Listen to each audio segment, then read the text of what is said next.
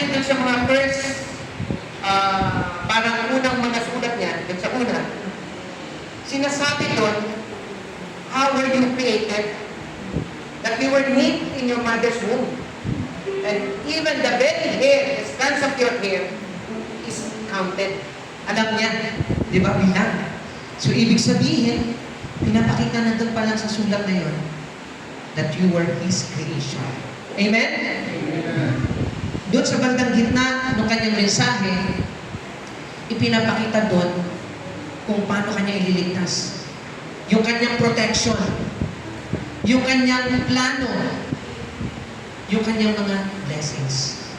And on the third part, yung last part, sinasabi niya that He will sustain you because He is the God of love. Only you have to be remain in Him. Yun yung letter. Kaya na, kanina sa ulo, sa tiyan, sa balikat, because sa pamamagitan ng Espiritu Santo, hindi ka iniiwan ni Lord. No? Hindi ka iniiwan ni Lord because sabi ni Lord, I got you. I got you. Tapikin mo yung katabi mo, sabihin mo sa kanya, I got you. I got you. Di ba? Kaya hindi ka niya iiwan. No? Kaya tandaan natin, no? That the very sign of God's love is through the sign of the cross. In the name of the Father, of the Son, and the Holy Spirit. So, doon sa letter, merong tanong, di ba? May tanong doon. Ano yung tanong? Pakibasa nga po. Will you love me too? Pero bago niyo po sagutin yung tanong, may kikwento muna ako. No? May kikwento muna ako. Alam niyo, habang bumabiyahe kami ni Sis Beth, so, kasi pagka lumalabas kami, ang hilig kong mag-usyoso sa daan. So, kanina, habang bumabiyahe kami, naglalaban na si Kristo at si Satanas. Nagpapayabangan na sila. Nagyayabang na si Satanas. Kaya habang bumabiyahe kami, sabi ni Satanas, pagpunta ko rito, may mga nakita akong mga doon, no? Doon sa biyahe, mga busy-busy. Susugal. Sabi ni Satanas, nakita mo yung mga nagsusugal na yan? Akin yan.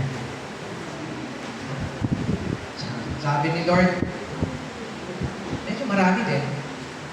Tapos, dumaan kasi kami dito. Dito kami sa Osman. Di ba may sabungan dyan? Nakita mo yung mga nagsasakong dyan? Sabi niya, akin yan.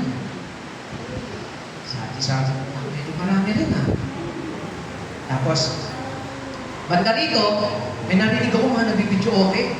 Kaya nakita mo yung mga nagbibidyo okay, Sunday ngayon, hindi nagsisimba. Akin yan. Sabi niya sa Tanas.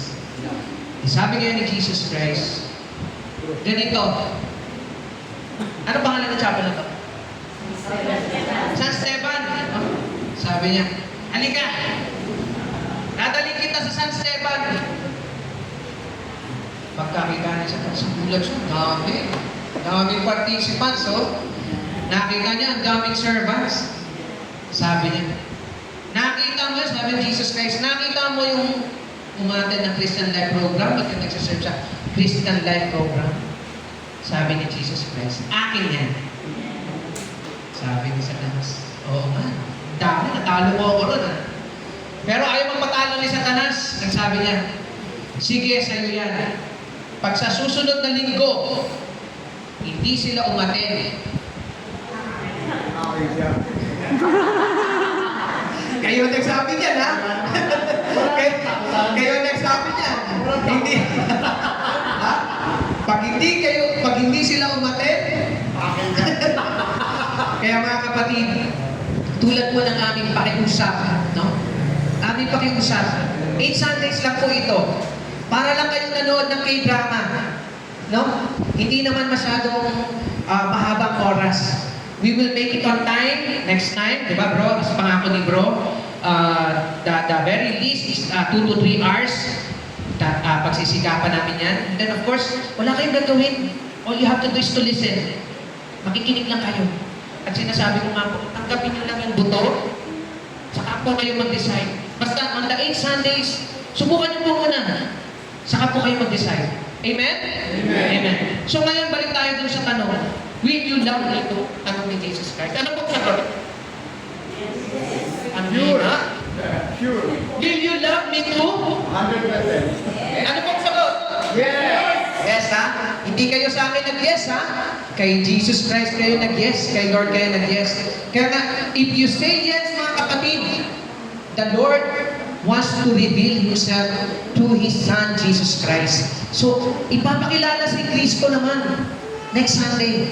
Kasi dugtong-dugtong nga ito, no? Dugtong-dugtong. Kaya sana next Sunday, you will be here at 1 o'clock para makapag-umpisa ng maaga at makauwi ng maaga. Amen? So, if you say yes, we will pray this prayer. Ano po bang mas gusto nyo? English o Tagalog? Tagalog. Sige, may Tagalog tayo. Sige. Okay. In the name of the Father, and of the Son, and of the Holy Spirit. Amen. Sabay-sabay po tayo. Ama sa langit, salamat sa iyong makabaging at maawaing pagmamahal. Bigyan mo ako ng biyaya, alalahanin sa lahat ng oras na ang iyong pag-ibig ay lumilikha, ang iyong pag-ibig ay nagliligtas, at ang iyong pag-ibig ay nagpapanatili. Inaanyayahan kita na pumasok sa aking buhay.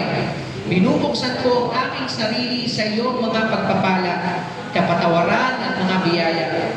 Inaalay ko sa iyo ang mga bahagi ng aking buhay na hinihingi ko ipakita ng iyong pag-ibig.